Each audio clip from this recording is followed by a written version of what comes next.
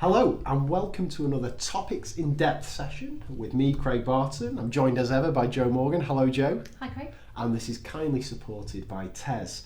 Now, Jo, what are we going to be talking about today? Okay, our topic is the order of operations. Yeah, I wouldn't say I'm a huge fan of order of operations. Really? I think it's awkward, I think it's annoying, I think it's confusing. I wish we didn't have to do it, but I'm looking forward to improving my teaching on it. What's your... You're looking at me like I've said something disgusting here. Well, are you a fan? No, you're right. I'm not a huge fan because it's confusing and not taught very well, and there's conflicting ways of it being taught. Yes. Sometimes taught incorrectly. Okay, sometimes poorly understood by teachers. I think I taught it wrong the first year I taught it, and I will admit to that. And unnecessary in the world of mathematics because a math, and I'll talk about this later, but mathematicians think it's a load of nonsense. Yes. Because why on earth would you ever want to force a particular order in a calculation without using brackets? It's something it's just something that seems to exist for the purpose of school level maths. Interesting. So I'll talk a bit more about that, but basically I'm not a huge fan either. I actually don't mind teaching it because there's some really great resources. Okay. So I quite like teaching it, but I taught it to my year 7s last term and met all kinds of misconceptions and conflicts, and then basically telling me that I was getting it wrong, and I was telling them I can assure you I know this topic well. Okay. So yes, it's an interesting one. Well, it's a good candidate for Topics in Depth. It is, okay. yes, absolutely. Let's go with it. Right, so they do cover this in primary school, but only in year 6, and we know what happens in year 6, and this is no criticism of year 6 teachers because we do it in year 11 as well. There's a lot of focus on exam preparation, and so perhaps things don't get the time that they should get. However, it does always come up on SATs, which means that we know that year 6 teachers will have that kind of motivation to make sure they do a decent amount on it, because it's pretty much guaranteed it will be on the exam. It's interesting that, isn't it? Because of course kids meet the operations years and years before, right? And it's only when they reach age 10 and 11 that the order of it suddenly becomes quite interesting. They see multiplications, they see additions, but putting them in the same question. Really interesting, isn't it? Okay. Now, in the curriculum it says, use their knowledge of the order of operations to carry out calculations involving the 4 operations, and then it gives us this guidance, and it says pupils explore the order using brackets, and it gives a couple of examples. Okay. Now, like I say, it always comes up in SATs. Yes. So here's some examples every year.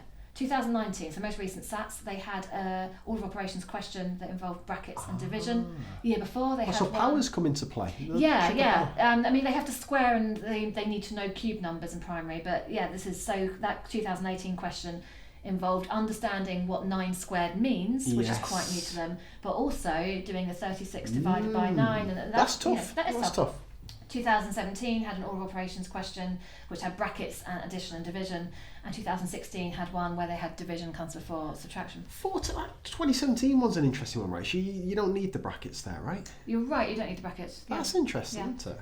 I don't know why they do that. Yeah, that's interesting. So it comes up all the time. Yeah. So it's something that, like I say, it's only on the year 6 curriculum. However, the fact it's in the exam regularly means we know it gets some time spent on it. It's fascinating, isn't it? Because none of those questions will be out of place on a GCSE foundation paper. Yeah, you say that, but I'll show you some GCSE questions in a minute. And actually, it's very rarely asked for just in its pure state like this. Like this is a question on the order of operations, whereas it comes up a bit in other forms at GCSE. Okay. This is one. So these were all from the arithmetic paper, which is they get a sort of straightforward paper, and then they get a couple of reasoning papers, which are much harder. Okay. And this is one that was on the reasonning assessment in 2019. Wow. And I think that's quite challenging. Good. Yeah, because they need to do the 2 times 2 first. Then they need to sort of, so they've got 4 and they add on the 6 and then subtract what to give an answer of 6. So just the 1 mark again. Just 1 mark, everything's 1 mark. The thing is, there's no way you can give another mark here. Yeah, there's no I know. But you're right. You know what I mean. Questions in SATs are always surprisingly, they're not very generous in the marks compared to GCSE, where we give marks for kind of writing anything. Now, interestingly, it comes up on Key Stage 3 and 4, but we don't say much about it.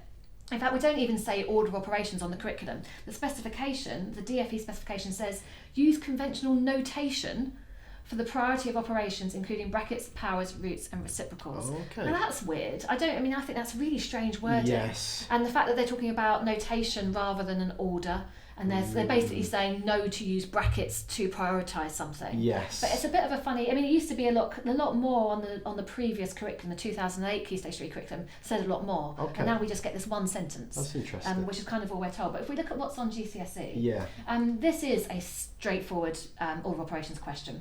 So like you say, this was 2018, it was AQA Foundation, and this is all about order of operations. Yes. So they have to know, they've got the bit in the brackets, Yeah. and inside the brackets they have to follow the order of operations. There's quite a bit going on. Yeah, there's a lot going on. 3 marks. They have to multiply, they have to subtract, they've got a square, they've got a square root. I mean, there's basically everything you can throw into an order of operations question. AQA have done that here. And 1.05 marks out of 3. So I wonder what that mark was for. Maybe a lot of students are doing the bracket first. I'll tell you exactly what it's for. Oh, is it square root 1 to 1? I reckon that's what they've done. I reckon if you see 11 anywhere on that page, you'll get a mark. Yeah, I think you're right. Yeah. That's interesting. Okay.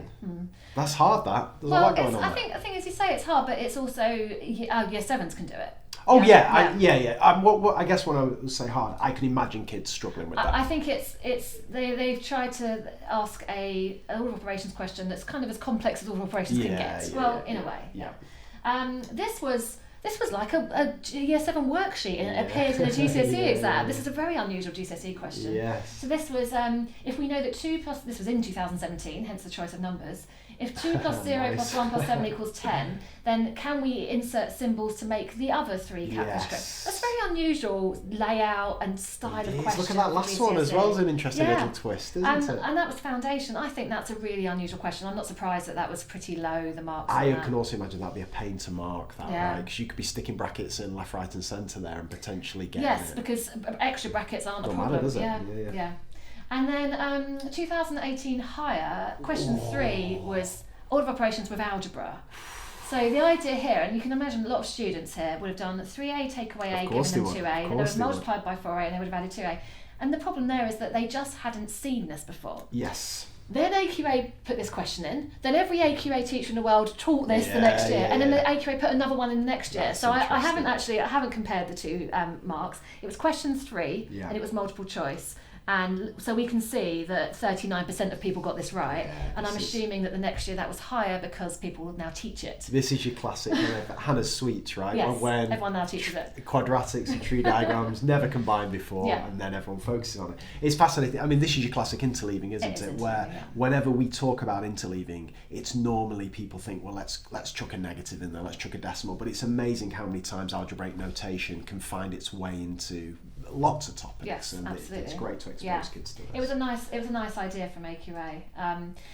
Order of operations, this is just a typical GCSE question that involves order of operations but not explicitly. So, anything where we're having to, so here, it's a substitution question. Yes. But we need to know that we're going to multiply our A by T and then separately add the U. Yes. So really, order of operations is coming up in algebra all the time. Yes. When we solve an equation, we're doing it backwards. We're doing the inverse order of operations. That's interesting. When we substitute into an expression, we're using order of operations. So even though it's not assessed explicitly like those other questions where it's everywhere. Yes. It does kind of underpin. So there's me saying, well, it kind of only exists for school maths, but it is in algebra it's everywhere. It's implicit in that. Yeah. Now, we've got a long way into this we haven't mentioned BIDMAS, BODMAS. Is it? You okay? Yeah. Is it coming? Do you want to get this out of the way now? I will say those words reluctantly. We'll get to that. I don't. Recently at my school, you can't even speak here. Right? Recently at my school, we had to put a list of topics on our website to show the parents of our school what we're doing. Yep. And my head of maths correctly wrote order of operations on that list. Yes. And my head teacher asked her to change it to BIDMAS so that parents could understand it, as if that is maths, as if that's a thing. I mean, I'm not anti-mnemonic, and we're going to talk about that. Okay. But that's not the topic. Right. That's like saying. What's that like saying? It's like saying, instead of labelling something, like what's something else we use a mnemonic for to remember? So what about something like KFC for... That's exactly it. So that's like if I put on the website where we're meant to be learning dividing fractions, if I wrote KFC, we would never do that. Okay. So why would we do that BIDMAS isn't the topic, it's just a strategy. Yeah, most teachers call it BIDMAS, and if you look at TES resource listings, people call it BIDMAS. But we would never say KFC. Even if we teach KFC, we still wouldn't call dividing fractions by that name. So why are we doing that here? So we're coming more to it, right? So we'll talk about it in a lot of detail. Stay tuned for that one. Okay. Now this is interesting. When I went to the when the Maths Hubs first launched after they did their Shanghai visits, and this is 2015 maybe, 2014 possibly, so. It's a long time ago. And I went to the Maths Hub launch for the Surrey Maths Hub, and they did a presentation where they talked about this example they'd seen in Shanghai. And the example was pencils come in packs of 10s. Yes. I have 4 full packs and I have 7 extra pencils. How many pencils do I have? Okay. Now, if you had to write a calculation, what would you write to work out how many pencils? 4 multiplied by 10 plus 7. Yes, absolutely. And that's what I think most people would do. Now, I would write that as well. Okay, good. 4 times 10 plus 7. You could say, well, it's like 5 packs, but we're missing 3. So you could say 5 times 10, take away 3. Interesting. But they also said you could say, well, I've got 7 pencils plus 4 lots of 10. So I could do the 7. But the point is that if we write 7 plus 4 times 10, we still know to do the 4 times 10. It's not like we're suggesting we add the 7 and the 4 and then times by 10. So they're saying that because we had a context here, we know that it's nonsense to try and add before you multiply. And they're saying that this is their way into order of operations, is by talking about how it just doesn't make sense to do the adding first. And so I've got a bit more on this later in the presentation, but this was the first time where I'd ever given any consideration to a context. Well, let me flip it round a bit, okay? I mean, listen, I'm not criticising this in any way, right? But you could equally have the context that you've got a pack of pencils where you get 7 and you get 4 free, and you've 10 of those packs. Yeah. Do you know? So in which case it would make sense to do the 7 plus 4 yeah. first. So that's my only problem with context. That I guess the point is, if you understand the context, you know what the maths should be. Yes, exactly. And a real mathematician in a university doing some complex maths, they know what the order is without being told there's a rule here. So if you understand the context, there's no rules needed. It's just what is logical. That's interesting. Now I can't show you this video now, but when I present this in a presentation, I would show this guy talking. And who's this guy? Well, he's a proper mathematician. He's a ring theorist. He looks like a proper mathematician. He's got a good look. He's a good look about him. I like it. It's a shame that he's this very stereotypical mathematician. He's a good look. I wish I could have brought you a woman here talking about I wish theory. I could grow a beard like that. I'd be very happy. It is impressive. I like his beard. But the thing is, what you can't see here is there's a couple of young people. I don't know, maybe students, undergraduates at university, and they're asking him about BODMAS, American Order of Operations. And they're saying, so, what's your opinion of it? And he's laughing at them and he's saying, what the hell is BODMAS? He's like, this isn't a thing. He got asked to do 48 divided by 2 and then the 9 plus 3 brackets. And he's basically saying there is no convention. There is no convention that says additional multiplication comes first. He said it's absolute nonsense. And he's really funny because he's really passionate about it, and he's saying, what the hell is this nonsense you're learning in school? Because it's all about, you know the order, because you know the problem you're dealing with. And if you are given a bit of mathematics to solve or to do something with, and you don't know the context, you put brackets in.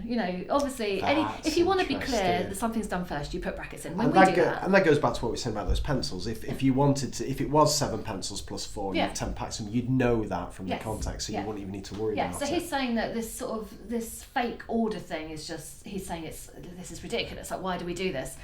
Because he said that in real maths, you know the context or you use brackets, one of the two. And do you know where it came from? Like, where did it originate? I talk a bit about the history of it. Yeah. Okay. Yeah. Sorry, Jeff. So basically, he's saying it's convention for maths classes in real maths. If a question is presented without context, we would always put brackets in. So we know. I mean, I still do that. If I want something done first, I put brackets in.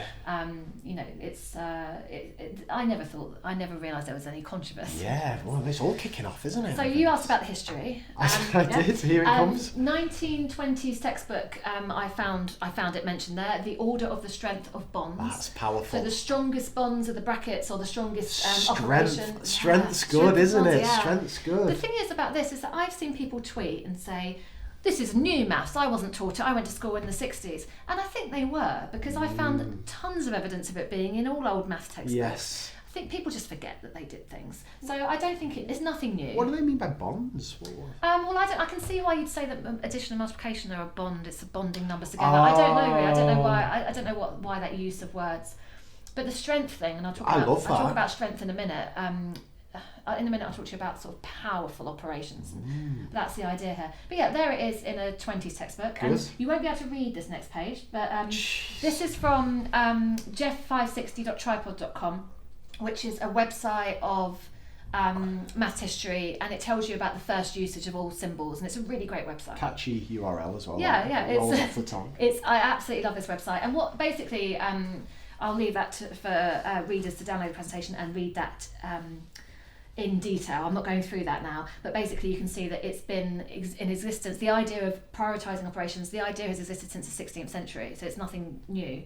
And when I can't say the word exponentiation, I don't know, that might not be it, but basically using indices. Oh yes. Since that existed, it's preceded multiplication. So Descartes introduced power notation, and then that's always been something that's considered to be stronger than multiplication. And we should say at this point, for the benefit of listeners and viewers, all this PowerPoint will be available to download on Jo's website.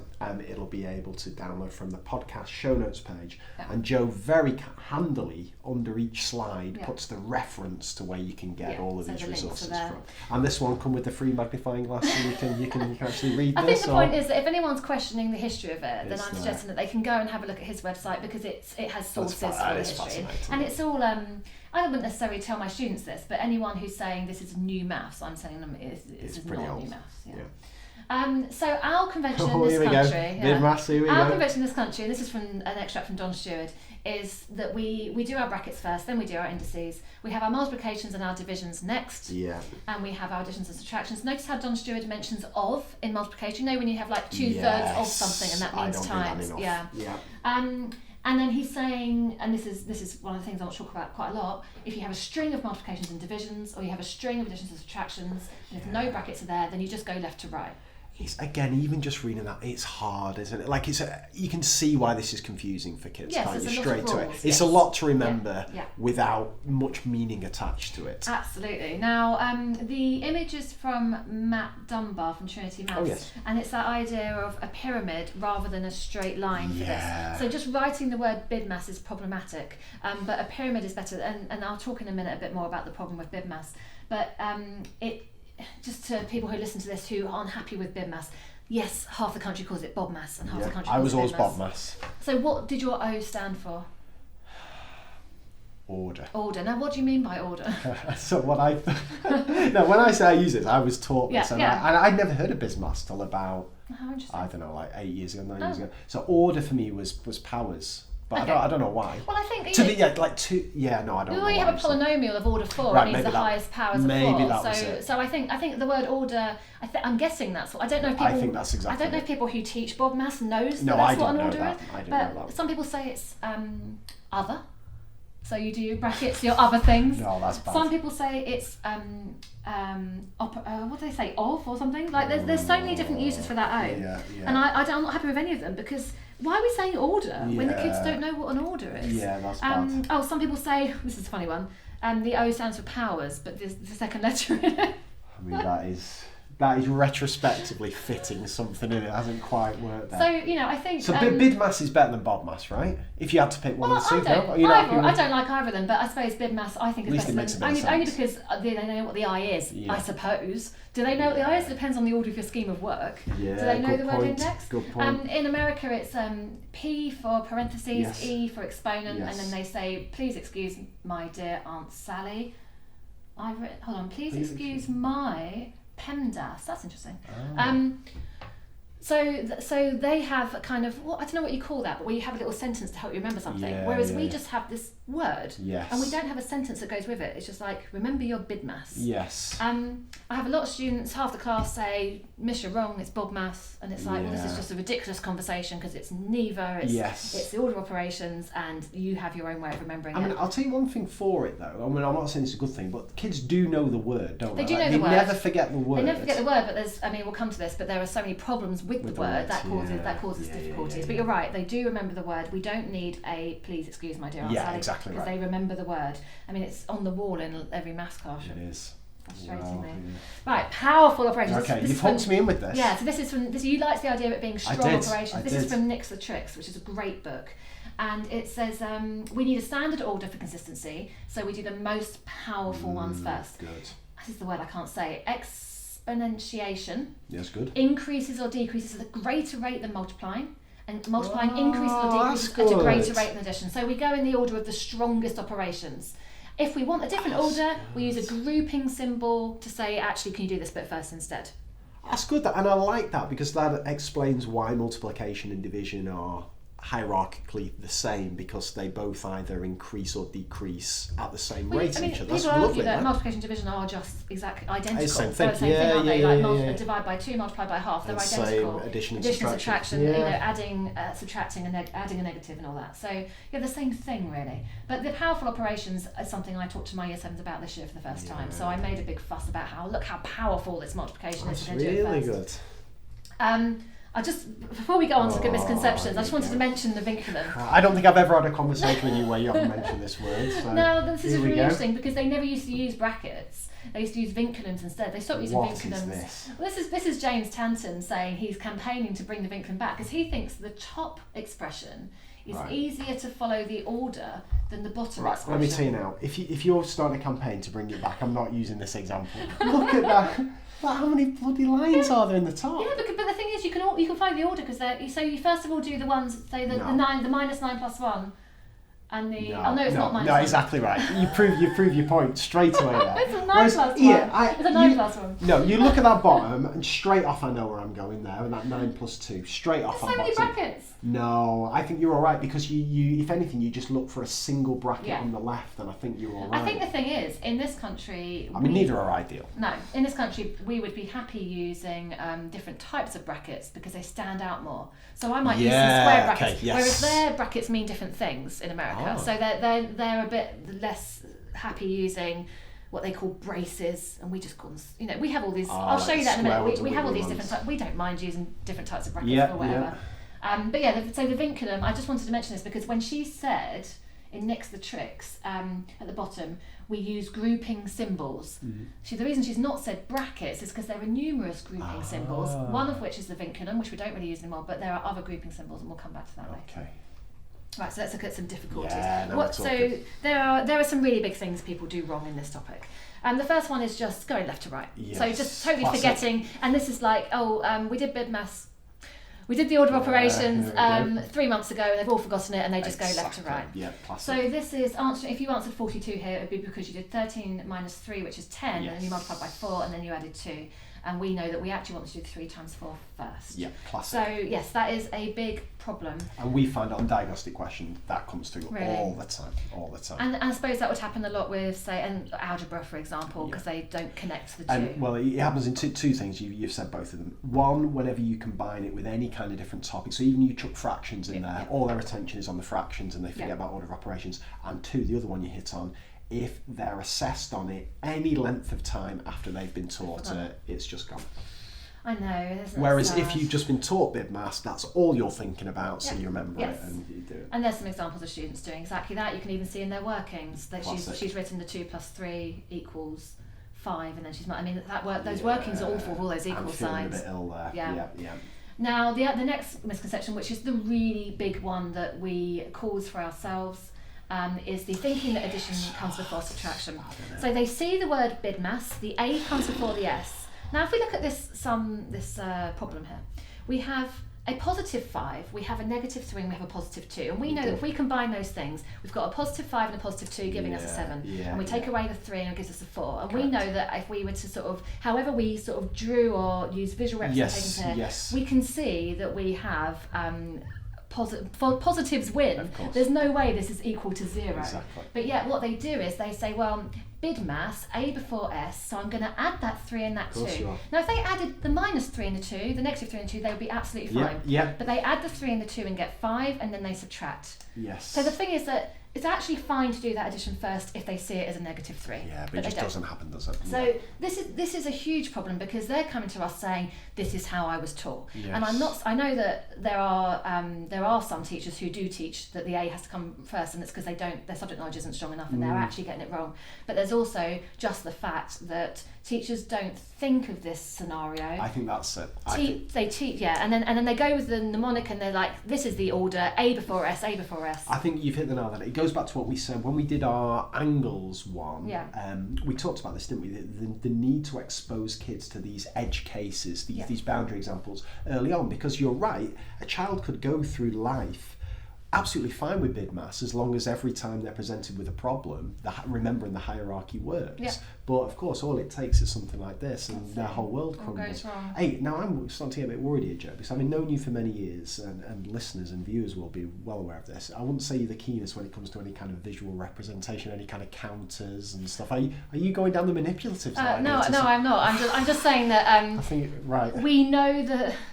Understanding the numbers we're looking at, I can see there are more positives than negatives here, and I know some people would have some visuals to show that. I can just look at the numbers and see it's amazing. So John Stewart, my hero, he's noticed this problem. He says what is tricky to appreciate with BIDMAS, if you're going to use that mnemonic, is that there is no preference for division over multiplication or addition over subtraction. So the way that we even write the word leads us to believe that D comes before M and A comes before S, and it doesn't. It's really bad. Yeah, really bad. And also, if you think about division and multiplication, we can do it in any order, we get the same answer. So division and multiplication, we can see it works in any order. If you start with 10, multiply by 5, multiply by 6, divide by 3, divide by 2, you get 50. I could mix them into any order. It That's a really nice example, that, isn't it? Yeah, it's a nice way of just sort of emphasising the fact that we can multiply and divide in any order. And it makes no difference because they're equivalent operations. This was on AQA in 2018. Okay. Now, they were not testing order operations here. This question was designed to test can they deal with decimals, with different number of decimal places, and can they line them up correctly? This was an arithmetic question. And it was in no way meant to be an order of operations question. Yet the average mark was 0.81 out of 2, and I don't think that tells us anything about students' ability to deal with decimal arithmetic. I think it was a lot worse than AQA expected. They pulled it out as a problem question. That's interesting. Now I marked this for my students, and a number of them did this. I'll show you one example. So as soon as she saw the question, she wrote at the top of the page BIDMAS, because she saw a subtraction addition in the same line and just defaulted to that question is about BIDMAS. That's a heartbreaker. And no marks, even if she did all those things. No, so what she did was she did the 3.92 plus 7.8 first because she thought addition had to come first. She did not treat it as a negative 3.92, which is what we've got there. So actually, essentially what she did was put brackets around the addition, which it did not tell her to do. It's harsh that, isn't it? Because again, you can imagine the stronger students perhaps doing that, right? Whereas if you're just, again, what we mentioned before, if all your attention is just focused on the numbers, you don't even notice those, you might get away with it. It's shocking how many of my students did that. Broke my heart a little bit, that. I mean, I blame the teacher, but... This is a revelation, this bit. You're going to like this. Okay. Colin Foster noticed something. If you always do a subtraction first, you'll get it right every single time, no matter what you're represented with. Wow. So if you decide to go left to right, you'll get it right. Okay. If you have a string of additions and subtractions, if you go left to right, you'll get it right. If you do subtraction first, you'll get it right. If you try and force addition first, like there, sometimes you'll get it wrong. But if you do subtraction first, you will always get it right. Okay. So this is what Colin Foster thinks we should do. A little change which guarantees that they will never make that mistake again of the A going before the S and forcing the A before the S. This works every single time. They can still go left to right and it will always be correct. But if they do think, I have to stick with the mnemonic and I have to do the S before the A, they'll still get it right. The only one that doesn't work is BIDMAS. And someone came up with that. And who came up with that?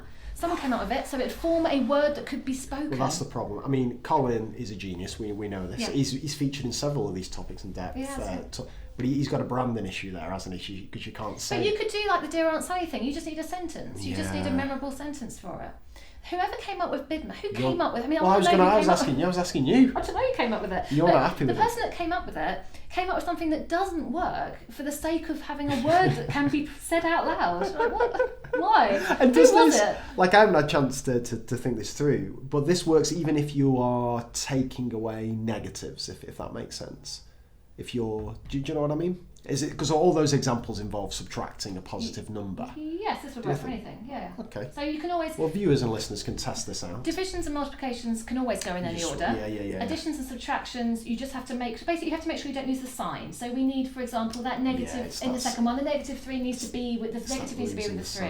Yeah. But so with Colin Foster's way of doing it, we can go left to right, or we can subtract first. Guaranteed to work every time. Amazing. I've never heard that before. I never heard it before, and in fact I presented this before, and I just found this out last week, and I thought, well, I'll put that in because that is. You should have saved that for the end of the video because it's downhill after this, because that is the solved peak. all our problems. Jeez, let's have a quick look at some other mistakes. Okay. So you know when students just randomly put some brackets in. Why not? I don't know what they're doing. Why not? So this question they're being asked to do. That's good. I mean, they That's do this. good. That works. I mean, That's good. So they're meant to be doing 2 plus 4 times. Sorry, really 2 plus 3 like times that. 4 plus 5. We know they're meant to do the 3 times 4 first. They decide. Change the question. We're just going to put some brackets in, and I've seen That's students smart, do this. that. And I like that. I mean, that's crazy. But yeah, so they've done that. They got the answer right for their problem. Yeah. Another common mistake is when it comes to algebra and not realising. So in this case, they should be squaring before they multiply. Yeah. So if I put a equals 2 in there, what they will do is 3 times 2 and then square it. And again, it's we mentioned it before. It's they're fixated on the algebra, aren't they? Absolutely. At this stage. And in fact, I saw this. This was one of my students. This was a multiple choice quiz. Oh, I stole the question from diagnosticquestions.com. And Get it the was legal team into that. it was functions, and the whole quiz was on: do they understand function notation? I wanted to know: does he understand what it means to have f of 4? And actually, what it turned out the mistake was for about half the class was an order of operations mistake where they multiplied by 4 first. So that comes up all the time. And again, it's like the point here isn't that we shouldn't be asking these questions with algebra in and fractions and so on, but we should perhaps be asking them once we're happy that the order of operations knowledge is secure. Yeah. Because if it isn't, then we might not be testing the thing we assume we're testing. Well, I mean, and this was a question worth asking because I hadn't expected this to be an issue. Oh, but yes. then it was year 11, just before the GCSE, and I got the chance to address order of operations again. Right. So it was helpful to ask. Another thing is when the examples look different to what they used to. So we talk about brackets, but these are different types of grouping. Yes. We've got grouping by a vinculum over a square root. There we go again. And we've got it could be a drinking game, these test videos. Every time you mention vinculum. Go on. And we've got, and I don't call fraction bars vinculum, remember, I don't agree with that. No, they're not vinculums. Of course not. But we have grouping by way of fraction, so the denominator is a group. Yes. And there's no brackets there, but we want them to do it first. Again, you can understand why kids find this hard, right? Because it can seem like just abstract, arbitrary rules. This, can't it? You can understand from a kid's perspective. Yeah, because it's like I'm saying to them, well, I've told you to do brackets first, and there's no brackets here, but I still want you to do this bit first, exactly. because you have to understand that I meant there to be brackets. This is like imaginary brackets. And then finally, mistakes they make in this are they just get. This isn't an order of operations problem at all. This isn't, but this is something that happens a lot in this topic. So in this topic, we bring in all those indices, and they don't put that in if they're not secure. Yeah. At my last school, we used to do order of operations without the I in it. And then later on, we put the I in because we haven't taught that bit yet. And this is about getting your Year 7 schema work in the right order, because you can't do this. You can't do the whole of order operations if they don't know what an index is. Yes. And it's interesting, isn't it, as well, where if you're using BIDMAS, BODMAS, PEDMAS or whatever, none of them really capture that the root is on the same level as the power, unless the kids know. Unless they've done the power of a half, exactly. Yes, there is yes. a bit of a silly thing there. So, I mean, you're teaching it, you're like, well, a root is the same as a power, but I haven't taught you that bit yet. Wait till because that's not coming for a while, is it? Yeah. Wow, that's interesting. And then the final misconception I've got is where they're solving an equation and they don't inverse the order of operations correctly. So here they might subtract the 8 first. Yeah, subtract the 3 first. Yeah, we know that by order of operations, if you have x plus 3 divided by 8, the x plus 3 is first, because that's a group, and then the divide by 8 is next, which means if you undo it, you first multiply by 8 and then you subtract the 3. That's complicated. I mean, no wonder they're getting these things wrong, because again, we haven't got brackets there.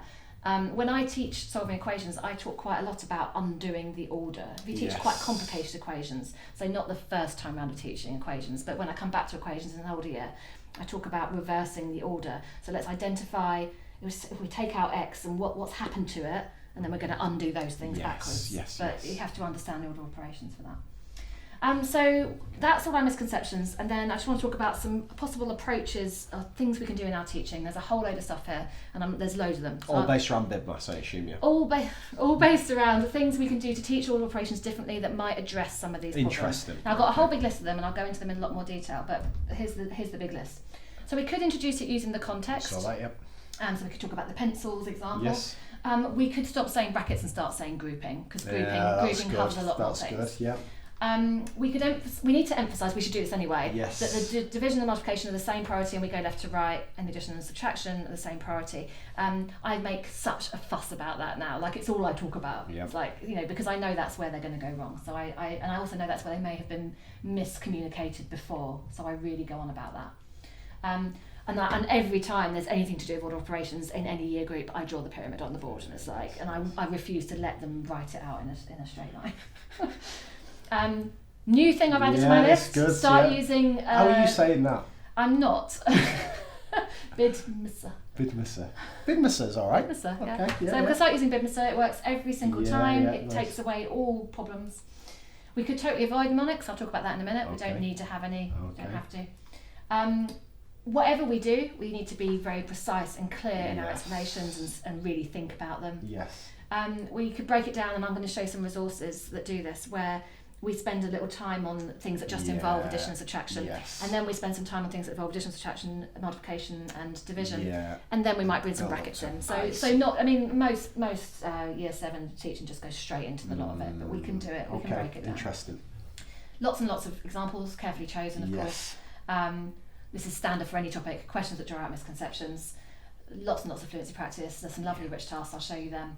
Interleaving, when we teach fractions, when we teach decimals and negatives, and I haven't got there, but algebra as well. Absolutely. And then when we teach equation solving, substitution, rearranging, explicitly mentioning it, say, yes, and we're doing that because we're following the order of operations. Yes. We are doing this in 3a squared, we're working out a squared first because we're following the order of operations. So just being really clear. Just before you dive in, so one of the bit, I mean, you bang on about the same things all the time, Jo, every time we speak. Here's another of yours, calculator, right? Yes. You normally can't go 5 minutes without mentioning calculator. No, so how's calculator? The calculators follow the order of operations, so they will correctly work it out for you, in which case there's pointless using calculators in this topic, because the point is we want them to know how to do it. Good as a little check though, right? It's good as a check, but I guess the thing is, and it's good that they know it follows the order of operations.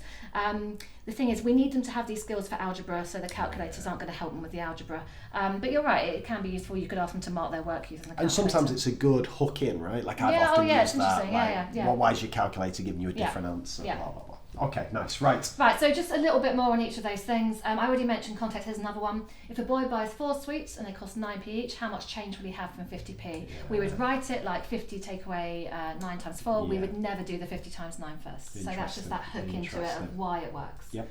I already mentioned grouping. Now, this is from Nixatrix, which is American, and they're saying never use P for parentheses, or for us B for brackets. We should use G for grouping. So BIDMAS, getting catchier by the day. Because they have absolute value that they use quite a lot from a young age, and we don't introduce absolute value. But they have all these different grouping symbols, radicals, numerator fractions, and they're saying that grouping is just why limit ourselves to P for parentheses. This is Sarah Carter's display. She writes the blog Math Equals Love. Oh yeah, I like that one. Yeah. And she's shown the various different grouping symbols, and she has this on the back of her door, but she calls it GEDMAS rather than PEDMAS. Yeah. It's not actually. It's GEMDAS. GEMDAS. That's interesting because But all they're doing is swapping the P for a G to say it's not just brackets. Yeah. But even I've only realised this. Even when you do BIDMAS, right? You're only putting like the division ahead of the multiplication just because it sounds a bit nicer, right? There's no whereas the addition's ahead of the subtraction, again, just because the word sounds nice. I mean, who came up with that? I'd like to know. We need to track them down. Okay. Notice the different parentheses, brackets, braces. We call them all brackets. Yeah, so they have that distinction. Braces is nice. I like that. Look at this amazing website. Here we go. So variationtheory.com has this. I use this year. This is a great activity for grouping. because you've got the roots that are grouped and you've got the brackets that are groups. Yes. So I use this year to emphasise the fact that when I talk about grouping, I don't just mean in brackets, I also mean under root signs. Nice. So I used that and it was very helpful. The problem is I hadn't done much on roots. So, they don't assume they know what root 9 is. Of course. And then there's this one as well. Very well designed. And again, you've got all different types of grouping going on here. So I found this sort of thing really helpful, like the fact that sort of 10 plus 4 over 2, and they need to know that they do that numerator first because that is a group. Whoever's written that, they know what they're amazing. doing. They know what they're doing. So I found that really helpful. The grouping thing is interesting, and I hadn't ever thought about it before. Yeah, no, me neither. Mnemonics. Now, avoid this. Look at this one on the left from Kazoom. It says do whatever's in the brackets first, then do powers, square roots, etc. Next do the division, next do the multiplication, next do, it literally says next. So that's wrong.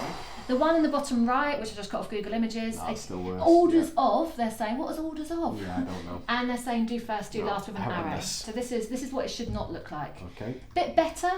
These different colours, displays, the pyramids, the division or multiplication, anything like that is preferable. Still better, but they're better. Not they're ideal. not great, but they are better. And some people suggest using something like gems. So that would be grouping, exponents, multiplication, division, which are the same thing, addition and subtraction, which are the same thing. So you don't need to distinguish between multiplication and division if you see them as equivalent operations. Yes.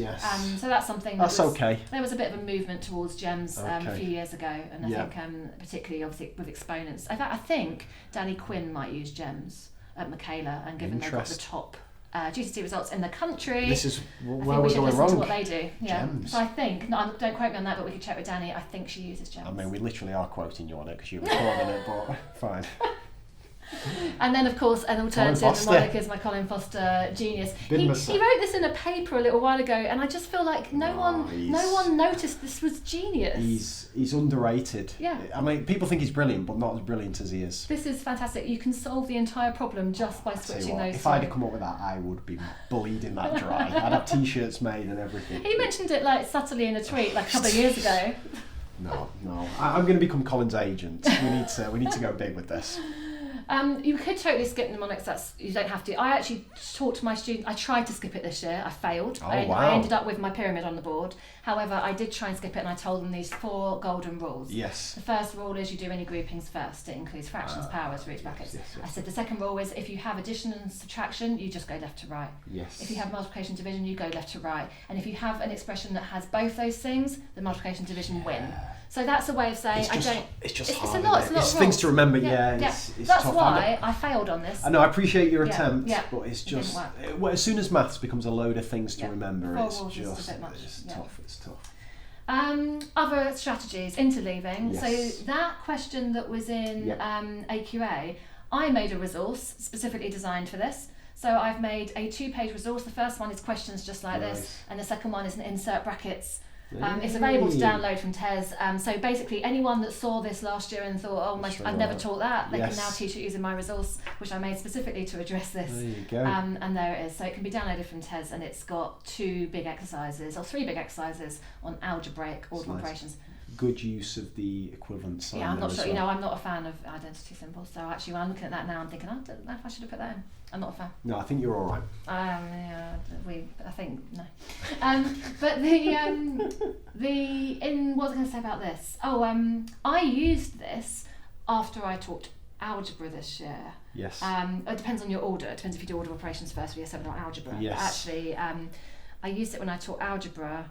And I guess there's a question of leaving that gap. Is that you want to kind of do it a long time after order operations, so that it actually has retrieval. That. But again, if you just go back, there's nothing stopping you. Say you do that quite soon. Yeah. There's nothing stopping you 3 weeks later or 2 months later just chucking one of those questions in a starter low stakes quiz, homework or anything. It's making the most of these retrieval opportunities. Right. Again, is the key to this. I've been doing my retrieval starters and I haven't put one of these in. You're right. I just do it randomly. I don't have a list of things. You need to be systematic. Yeah. Well, I'm not trying. Well. Order of signs, they called it. This was what year are we from here? 1976, order of signs, and this is fractions of order operations. So that first question, we're going to do our multiplication. It's a bit tricky without a calculator. It's going to take forever. Look at 20. So you've got, wow. Yeah, that is a classic. And a good use of of as well in there. They chuck that in the mix. That's good. The thing is, this would be quite a time-consuming exercise. But I don't do this, and I should. Decimals, fractions, all of that needs to be negatives, exactly. So that's our interleaving strategy. And now we're going to finish off by looking at a few nice resources. Perfect. But again, all this goes to show, and I know this is the whole point of topping in depth, but it's worth pointing out, like, I've been guilty in the past of looking at the scheme of work and seeing, BIDMAS, and thinking to myself, right, there's not much more I can do than half an hour on this or something. Let's crack on with something a bit more interesting. But it just shows you can go as deep as anything, right? So I did about a week on it this year. I would have done a lot more if I'd had more time in the scheme of work, which I don't have. And then any opportunity to come back to it, I'm trying to take. But again, I'm under time pressure all the time. So when I taught decimals, I should have come back to it then. Yes. I had to move on quickly. It's frustrating if you work in a mat and working to their scheme of work and you don't have any flexibility. I would like to spend longer on everything. Yes. But I certainly spent a week on the basics of operations and felt like I again hadn't done enough. But again, the interleaving's the key, isn't it? Bringing this into play whenever you can. Okay, so let's have a quick We look. love this. Is the highlight. We love a resource. There are so many good resources here. This is why the problem with me is that I could spend weeks and weeks on something because I want to use every resource because I love it. So we all know that Maths for Everyone does a really good set of standard worksheets, and this is first steps, and then they have strengthen and extend. So they have a series. But what I like is the way he presents his answers, which are like this. So he's underlined the bit you do first in each case, which I think is quite nice. His answers are always been as well. That first one's really interesting. He's saying do that part first, because he's saying you work left to right. It would have worked fine if he'd done subtraction, because we know you can do subtractions first. But that's there's a whole load of stuff from Maths for Everyone. He presents questions and answers beautifully. Yes, it's very, amazing very clear. website, amazing. I really like all the Don Stewart stuff on this. You never mentioned Don before, so that's a surprise.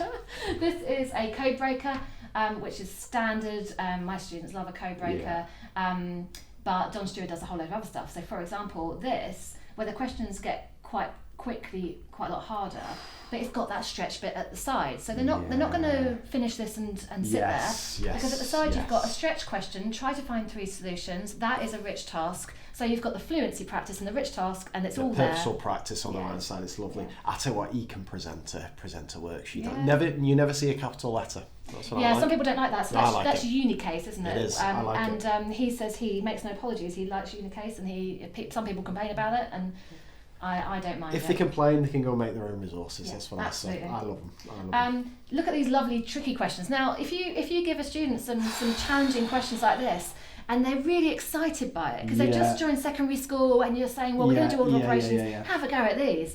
They can do these fine. They're just standard order of operations. Surely, Joe, this is your opportunity to bang these in the calculator afterwards, right? That's a good idea, because they're testing their calculator. Oh, great idea. And at that point, you need to have shown them that power button, the brackets button. Because that is hard. Like, to bang that last one into your calculator and get really hard. Get the right There's lots answer. of views in the cursor and all that, isn't there? Yeah, that's a great idea. And you can imagine the kids get 2 different answers. What is it? Is the calculator wrong? Is it the order of operations? Yeah, it's a great idea. You know what? I've done quite a lot of calculator work in my year 7s. I don't think we've done anything with brackets, so I should have done that. You can have that for free.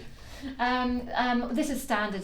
This is Don Stewart, but we know lots of resources are insert the brackets. So that's a sort of very easy, rich task. I can't imagine anyone does order of operations without doing an insert the brackets. Yeah, they're good.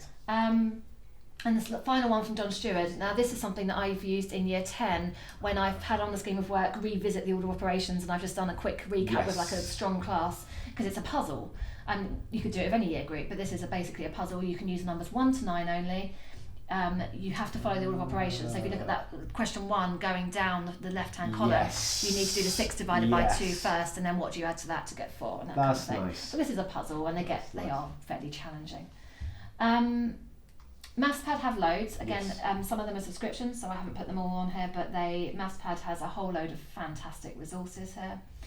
And Variation Theory has loads. I believe so. I've been using a lot of this year. I think I used this particular resource. It was very good. And what I like about this is it's that breaking it down. I talked about how you can do the addition and subtraction, and they need to work left to right, or we can do the subtractions first, before we start introducing multiplications and divisions. So this is about that whole left to right thing, really. Exactly. Unless there's brackets there. So it's left to right unless you have brackets. Yeah. Exactly. So I found that really helpful this year.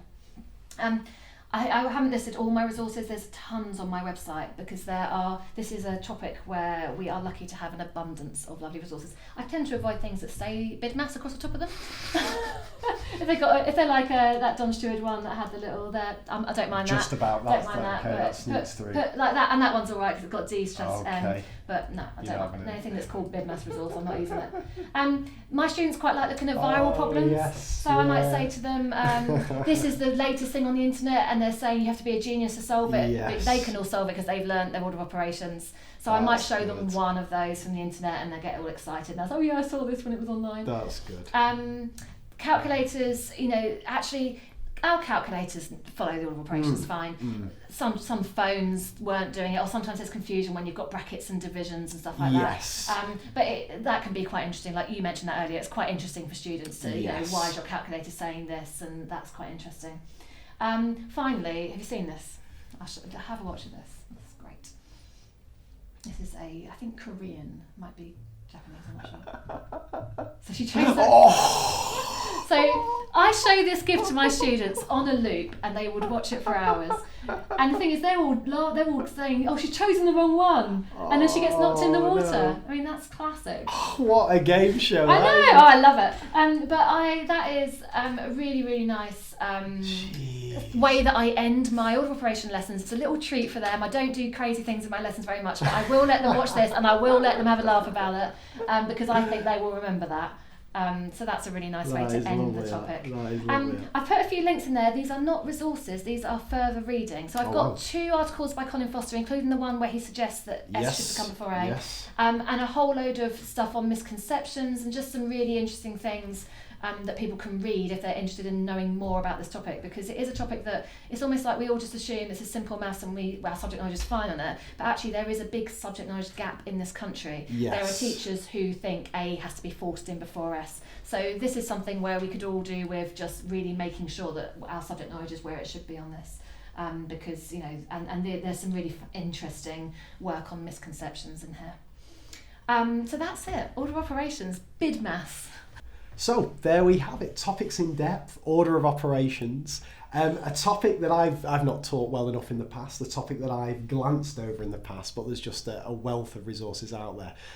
Jo Morgan, it's been a pleasure. And if you're listening and you were the person who invented BIDMAS, my advice to you would be maybe sign up to the Witness Protection Programme, because Jo Morgan is going to hunt you down.